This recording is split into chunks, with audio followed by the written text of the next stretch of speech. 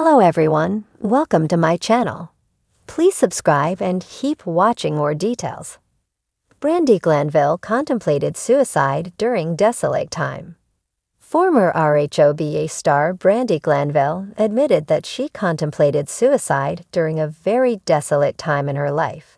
She has been struggling legally, physically, and emotionally, which she has been very candid about. So what really set her over the edge? Keep reading for more details. Being in the spotlight is not always easy, and for Brandi Glanville, all of her dirty laundry was front and center. She was open about her ex-husband's infidelity during her time on RHOBH, and what a struggle that was for many years.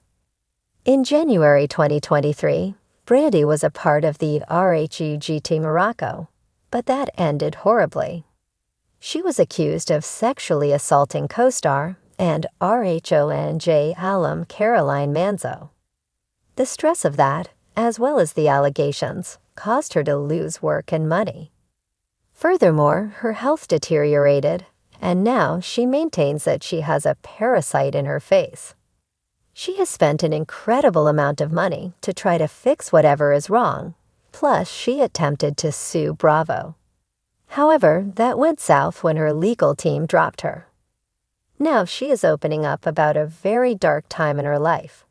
Brandi spoke to Tori Spelling on the April 10th episode of her Miss PEL Lying podcast.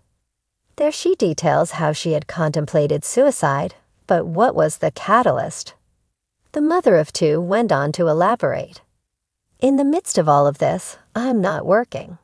All my jobs are canceled because of the Caroline work. The narrative when we got back from Morocco was I was fired for being inappropriate with Caroline Manzo. And I wasn't. It's ruined my life. She went on to share how she was so sick 6 months down the line, but during that time, her mental health took a nosedive. That was when Brandi was in an immensely dark place with scary thought. I got sick 6 months later, but those 6 months I was in a fetal position on my couch, like contemplating suicide, being called horrible things. It's so crazy that the press has so much power. The hardest part was reading new and different information regarding what happened in Morocco with Caroline. More so, it was constantly changing, sending her down a spiral. One thing that Brandi Glanville talked heavily about was how her career took a downturn because of the RHUGT incident. Once that made waves, any jobs that Brandi had lined up were null and void. It was not just the accusations that had harmed her, but her face drastically changed. The former model looked nothing like her old self, which also held her back. And then I lost my looks at the same time. I literally, at 51, started OnlyFans because I didn't have income for 6 months, and I was like going through my savings. Through OnlyFans, she admitted that she was doing quite well financially. However, her fans wanted to see her without a mask, and that was not pleasant. Finally, Brandi Glanville's life is still up in the air, as she does not have a proper diagnosis for what is going on regarding her face. Are you shocked that Brandi's confidence sunk so low that she contemplated suicide?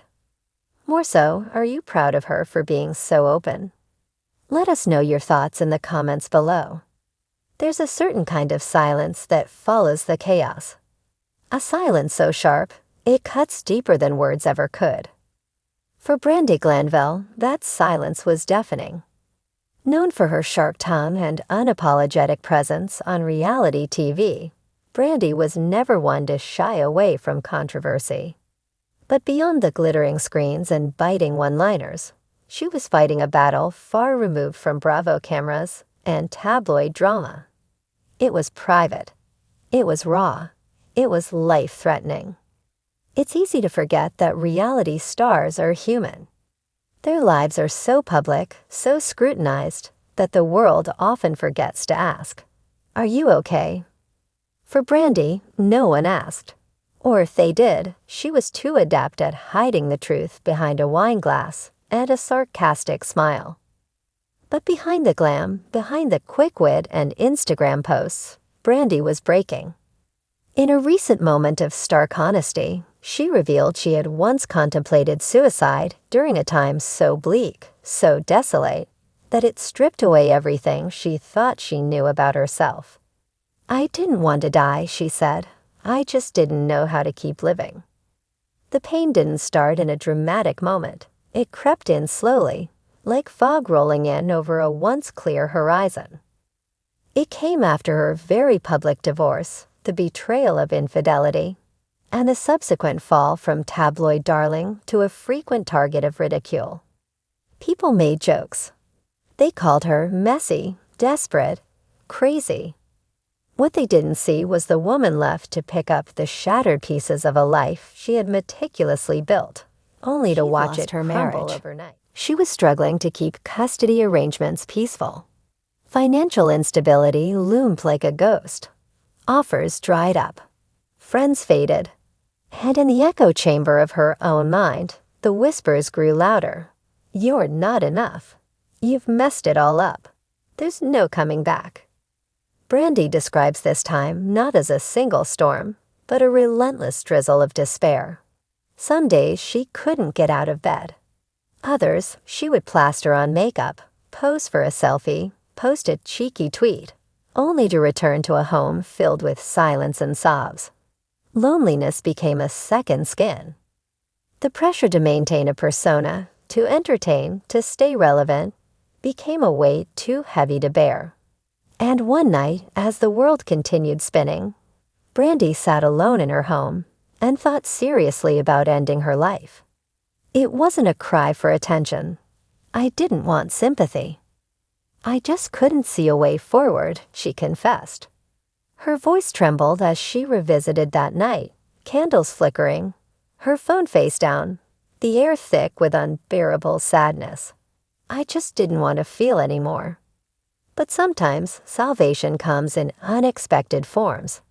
For Brandi, it was a late-night call from a friend, a random check-in, a conversation that pulled her back from the edge. Not because they said anything miraculous, but because they saw her. And in that moment of human connection, Brandi remembered something she'd forgotten: she mattered. That night became a turning point, not an immediate fix, but the beginning of a slow, painful, redemptive climb out of the darkness. She sought therapy. Real therapy, not reality TV conflict resolution, but deep soul-searching, uncomfortable work. She faced her trauma head-on, stopped numbing herself with distractions, and began telling the truth, not just to others, but to herself. The journey wasn't linear. Healing rarely is. There were relapses into depression, bursts of anger, days filled with tears and self-doubt. But little by little, Brandi began to find solid ground again. Her honesty about this chapter in her life has struck a chord. Fans, critics, and strangers have reached out, some to say thank you, others to share their own struggles. "If I could help even one person feel less alone," Brandi says, "then it was worth it. All the pain. All of it."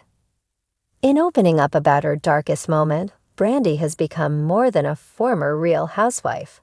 She's become a symbol of resilience, flawed, messy, imperfect, but still standing. Still here. The stigma around mental health is slowly eroding, thanks in part to voices like hers. And while she still battles her demons, Brandi now knows how to fight them, with support, with honesty, and with the knowledge that she does have something to live for. Her sons remain her anchor. "They are the reason I get up," she said. "They saved me in ways they'll never fully understand." She now talks to them openly about emotions, vulnerability, and strength, not as a reality star, but as a mother who once thought she wouldn't see another sunrise. Today, Brandi channels her energy into advocacy, using her platform to normalize mental health discussions. She's candid about the ups and downs, the victories and the stumbles. "Healing isn't pretty," she laughs, "but it's real." And that's what Brandi Glanville is now striving for. Not perfection, not headlines, not applause, but realness. She knows there will always be critics. People will always remember the drama, the fights, the Twitter wars. But she hopes they'll also remember the woman who faced the abyss and chose to step back from it. "I almost didn't make it," she says, eyes glistening. "But I did. And I'm still here." And sometimes just being here, with all the scars, the survival, the stubborn courage, is the bravest thing of all.